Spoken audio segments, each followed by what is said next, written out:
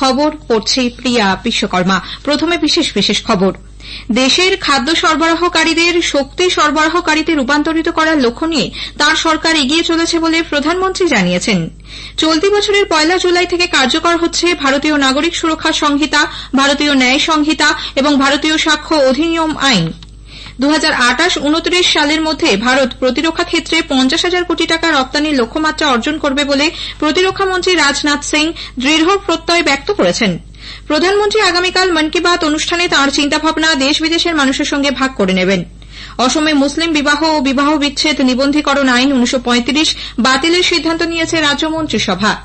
আসছে বিস্তারিত খবরে। দেশের খাদ্য সরবরাহকারীদের শক্তি সরবরাহকারীতে রূপান্তরিত করার লক্ষ্যে তাঁর সরকার অব্যবহৃত জমিতে ছোট ছোট সোলার প্লান্ট প্রতিষ্ঠার ক্ষেত্রে সাহায্য করছে বলে প্রধানমন্ত্রী নরেন্দ্র মোদী জানিয়েছেন। ছত্তিশগড়ে আজ ভার্চুয়ালি তিনি প্রায় 35,000 কোটি টাকার 10টি প্রকল্পের উদ্বোধন ও শিলান্যাস করে ভাষণ দিচ্ছিলেন। প্রধানমন্ত্রী বলেন, সৌরশক্তির মাধ্যমে দেশে বিদ্যুতের চাহিদা পূরণ করার পাশাপাশি নাগরিকদের বিদ্যুতের বিল শূন্যের কোঠায় নামিয়ে আনতে সরকার প্রতিশ্রুতিবদ্ধ। भारत सरकार का लक्ष्य सोलर पावर से देश के लोगों को बिजली देने के साथ ही उनका बिजली बिल जीरो करने का भी है। मोदी हर घर को सूर्य घर बनाना चाहता है। मोदी हर परिवार को घर में बिजली बनाकर वही बिजली बेचकर कमाई का एक और साधन देना चाहता है।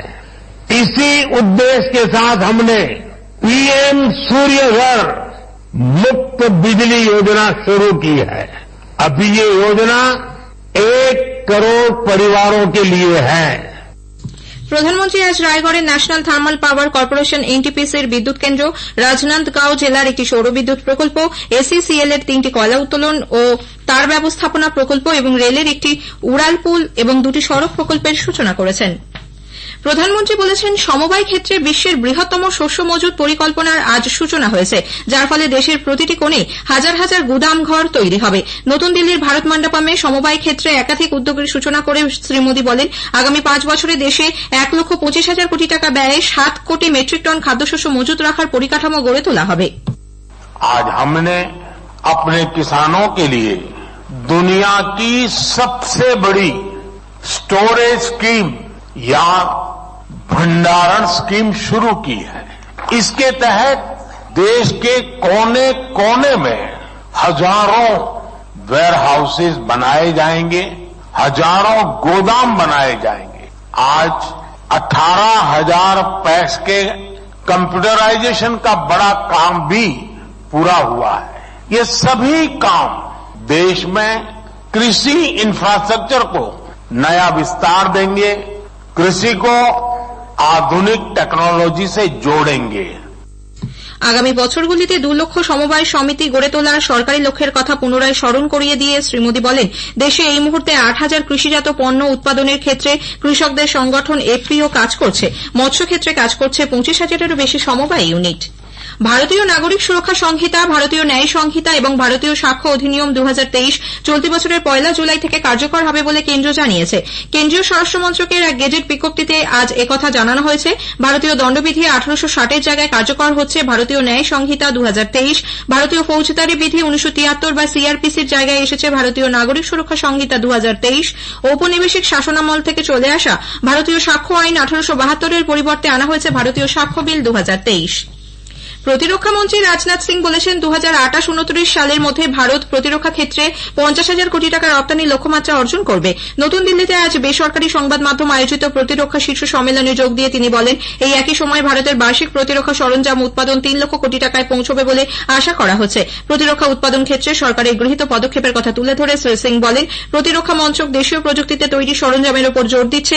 প্রতিরক্ষা ক্ষেত্রকে সম্পূর্ণভাবে স্বনির্ভর করতে এবং প্রধানমন্ত্রীর আত্মনির্ভর ভারতের লক্ষ্য অর্জনে সুস্থায়ী পরিবর্তন আনা হচ্ছে। জম্মু কাশ্মীরের হান্দওয়ারা মাদক সন্ত্রাসবাদ মামলায় 4টি স্থাবর সম্পত্তি ও 2 কোটি টাকার বেশি অর্থ বাজেয়াপ্ত করেছে জাতীয় তদন্তকারী সংস্থা এনআইএ। এক বিজ্ঞপ্তিতে এনআইএ জানিয়েছে, কুপওয়ারা জেলার হান্দওয়ারা তহসিলের বাসিন্দা 4 অভিযুক্তের সম্পত্তি বাজেয়াপ্ত করা হয়েছে। ইতিমধ্যে গ্রেপ্তার হয়েছে লস্কর-ই তৈবা এবং হিজবুল মুজাহিদিন জঙ্গি গোষ্ঠীর সঙ্গে যুক্ত 12 জন। 15 জনের বিরুদ্ধে চার্জশিট জমা দিয়েছে এনআইএ। উপরাষ্ট্রপতি জগদীপ ধনখড় বলেছেন, সরকারের বিভিন্ন নীতি ও প্রযুক্তিগত উন্নয়ন যুবদের সামনে দারুণ সুযোগ তৈরি করেছে। নতুন দিল্লিতে দিল্লি বিশ্ববিদ্যালয়ের 100তম সমাবর্তন অনুষ্ঠানে যোগ দিয়ে শ্রী ধনখড় বলেন, জাতীয় স্বার্থকে সর্বাগ্রে রাখার জন্য পড়ুয়াদের এগিয়ে আসতে হবে। বসুধৈব কুটুম্বকমের ভারতীয় ঐতিহ্যের সঙ্গে সাযুজ্য রেখে সমগ্র বিশ্বের ওপর প্রভাব সৃষ্টিতে যুবদেরই কার্যকর ভূমিকা নিতে হবে বলে তিনি জানান। প্রধানমন্ত্রী নরেন্দ্র মোদী আগামীকাল আকাশবাণীতে মন কি বাত অনুষ্ঠানে তাঁর চিন্তাভাবনা দেশ বিদেশের মানুষের সঙ্গে ভাগ করে নেবেন। এটি হবে মাসিক এই বেতার অনুষ্ঠানের 110তম পর্ব। অনুষ্ঠানটি আকাশবাণী এবং দূরদর্শনের সবকটি চ্যানেল, এআইআর নিউজ ওয়েবসাইট এবং নিউজ অন এআইআর মোবাইল অ্যাপে সকাল 11টায় সম্প্রচারিত হবে। AIR news, DD news, PMO এবং তথ্য সম্প্রচার মন্ত্রকের ইউটিউব চ্যানেলগুলিতেও সরাসরি সম্প্রচার করা হবে মন কি বাত। এরপরই আঞ্চলিক ভাষায় অনুষ্ঠানটি সম্প্রচার করা হবে। আঞ্চলিক ভাষার তর্জমা পুনঃ সম্প্রচারিত হবে রাত 8টায়। জনসাধারণকে তাদের লোকসভা কেন্দ্রের বিশদ তথ্য এবং সেই এলাকায় চালু থাকা বিভিন্ন কেন্দ্রীয় সরকারি প্রকল্প ও উন্নয়ন সম্পর্কে অবহিত করতে আকাশবাণী কলকাতার সংবাদ বিভাগ শুরু করেছে বিশেষ অনুষ্ঠান ভারত বিকাশ ডায়েরি। প্রতিদিন রাত 8:50 গীতাঞ্জলি প্রচার তরঙ্গে শুনুন 10 মিনিটের এই অনুষ্ঠান। আমাদের সোশ্যাল মিডিয়াতেও অনুষ্ঠানটি সরাসরি শোনা যাচ্ছে। আজকের প্রতিবেদনে থাকছে মেদিনীপুর লোকসভা কেন্দ্র। প্রধানমন্ত্রীর মন কি বাত অনুষ্ঠানের জন্য আগামীকাল ভারত বিকাশ ডায়েরি শোনা যাবে রাত 9টা থেকে 9:10 পর্যন্ত। খবর শুনছেন আকাশবাণী থেকে। অসমে মুসলিম বিবাহ ও বিবাহ বিচ্ছেদ নিবন্ধীকরণ আইন 1935 বাতিলের সিদ্ধান্ত নিয়েছে রাজ্য সরকার। গুয়াহাটিতে গতরাতে অনুষ্ঠিত রাজ্য মন্ত্রিসভার বৈঠকে এই সিদ্ধান্ত হয়। অসমের পর্যটন মন্ত্রী জয়ন্ত মল্ল বড়ুয়া জানিয়েছেন, এর ফলে পুরনো আইনের অধীনে এখন থেকে আর মুসলিমদের বিয়ে ও বিবাহ বিচ্ছেদ নথিভুক্ত করা যাবে না। এই বিষয়গুলি স্পেশাল ম্যারেজ অ্যাক্টের আওতায় আনা হবে বলে মন্ত্রী জানান। 94 জন মুসলিম রেজিস্ট্রার যারা একাজে যুক্ত ছিলেন, অসম মন্ত্রিসভার সিদ্ধান্তের ফলে এবার থেকে নথিভুক্তকরণের অধিকার হারালেন তারা। তবে ক্ষতিপূরণ হিসেবে তাদের এককালীন 2 লক্ষ টাকা আর্থিক সহায়তা দেওয়া হবে বলে আশ্বাস দিয়েছেন তিনি। সোশ্যাল মিডিয়ায় এক পোস্টে মুখ্যমন্ত্রী হিমন্ত বিশ্ব শর্মা বলেন, বহু বছরের পুরনো এই আইন বাতিলের ফলে রাজ্যে বাল্যবিবাহের প্রবণতা কমবে। নির্বাচন কমিশনের পূর্ণাঙ্গ বেঞ্চের দুদিনের চেন্নাই সফর আজ শেষ হয়েছে। আসন্ন লোকসভা নির্বাচনের পূর্বে সব রকম প্রস্তুতি পর্যালোচনায় মুখ্য নির্বাচন কমিশনার রাজীব কুমার, নির্বাচন কমিশনার অরুণ গোয়েলের নেতৃত্বে দলটি বিগত 2 দিনে বিভিন্ন রাজনৈতিক দলের প্রতিনিধি, জেলাশাসক ও পুলিশ সুপারদের সঙ্গে বৈঠক করেন।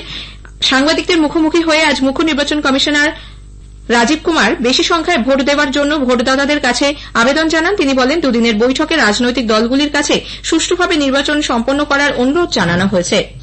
তামিলনাড়ুর কংগ্রেস বিধায়ক এবং পরিষদীয় দলের মুখ্য সচেতক বিজয় ধরানী বিজেপিতে যোগ দিয়েছেন। নতুন দিল্লিতে বিজেপি জাতীয় সম্পাদক অরবিন্দ মেনন এবং কেন্দ্রীয় মন্ত্রী এল মুরুগানের উপস্থিতিতে আজ তিনি দলে যোগ দেন। কন্যাকুমারী জেলার ভিলাভানকোট আসন থেকে পরপর 3 বার বিধায়ক নির্বাচিত হন তিনি।